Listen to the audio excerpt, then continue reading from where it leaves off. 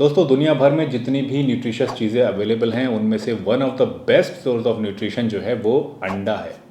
अंडे में कितनी ताकत और कितना न्यूट्रिशन है इस बात का अंदाज़ा आप इस बात से लगा सकते हैं कि एक अंडा एक सिंगल सेल को पूरे चिकन में तब्दील करने की ताकत रखता है। लेकिन एक आम परसेप्शन अगर हम देखें तो बहुत सारे लोग अंडा इसलिए नहीं खाते हैं क्योंकि उन्हें ये डर होता है कि अंडा खाने से उनका कोलेस्ट्रॉल लेवल बढ़ जाएगा और ये उनकी हार्ट हेल्थ के लिए और ओवरऑल वेलबींग के लिए अच्छा नहीं होगा। लेकिन क्या ये बात सही है? क्या अंडा खाने से वाकई में आपका कोलेस्ट्रॉल लेवल बहुत ज़्यादा बढ़ जाएगा? तो आज इस वीडियो में हम इसी पर बात करेंगे जहां मैं आपको बताऊंगा कि क्या आप अंडा खा सकते हैं, क्या अंडा खाने से वाकई में आपका कोलेस्ट्रॉल लेवल बहुत ज़्यादा बढ़ जाएगा, और अगर नहीं तो एक दिन में आप कितने अंडे सेफली खा सकते हैं। तो चलिए इस वीडियो को शुरू करते हैं और इस इंटरेस्टिंग टॉपिक के बारे में फर्दर आपसे बात करते हैं।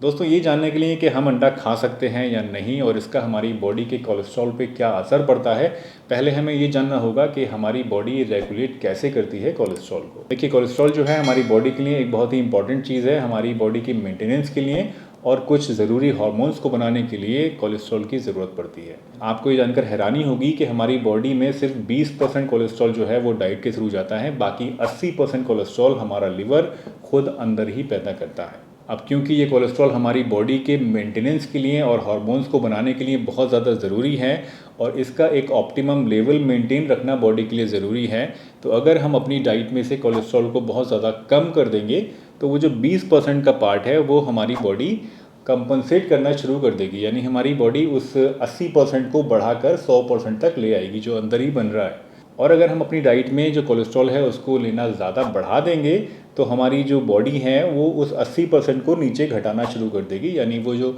बॉडी में इंटरनली बन रहा है कोलेस्ट्रॉल वो बनना कम हो जाएगा। तो ये एक नॉर्मल हेल्दी इंसान के अंदर मैकेनिज्म है कोलेस्ट्रॉल को मेंटेन रखने का।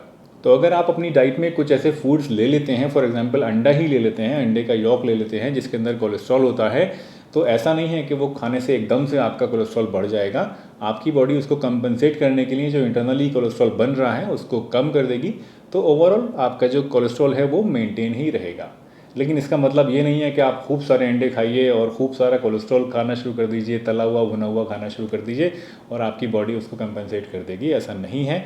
आपको फिर भी अपनी डाइट में कोलेस्ट्रॉल को लिमिट में ही रखना है, एक लिमिट से ज़्यादा कोलेस्ट्रॉल नहीं लेना है, क्योंकि अगर आपका कोलेस्ट्रॉल बढ़ा हुआ है ऑलरेडी ब्लड में और आप डाइट में भी बहुत ज़्यादा कोलेस्ट्रॉल ले रहे हो तो वो आपके लिए कहीं ना कहीं नुकसान का सबब बनेगा।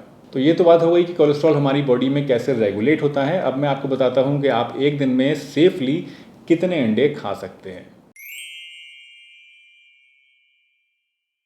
तो दोस्तों अब बात करते हैं कि एक दिन में आप सेफली कितने अंडे तक खा सकते हैं।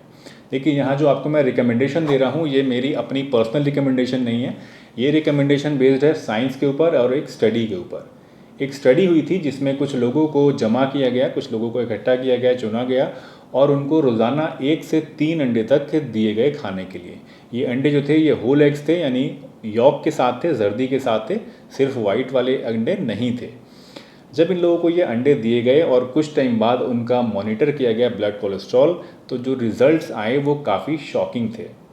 रिज़ल्ट में पाया गया कि जितने भी लोग थे जिन लोगों को अंडे रोज़ाना खिलाए गए 1 से लेकर 3 तक, उन सभी का जो एचडीएल कोलेस्ट्रॉल था वो बढ़ गया।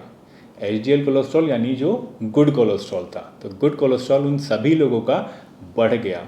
इसके साथ साथ 70% लोग ऐसे थे जिनके एलडीएल यानी बैड कोलेस्ट्रॉल और टोटल कोलेस्ट्रॉल पर कोई डिफरेंस नहीं आया, यानी उनका जो पहले था टोटल कोलेस्ट्रॉल और एलडीएल कोलेस्ट्रॉल यानी बैड कोलेस्ट्रॉल वो अंडे खाने के बाद भी वही था, उसमें कोई चेंज नहीं आया।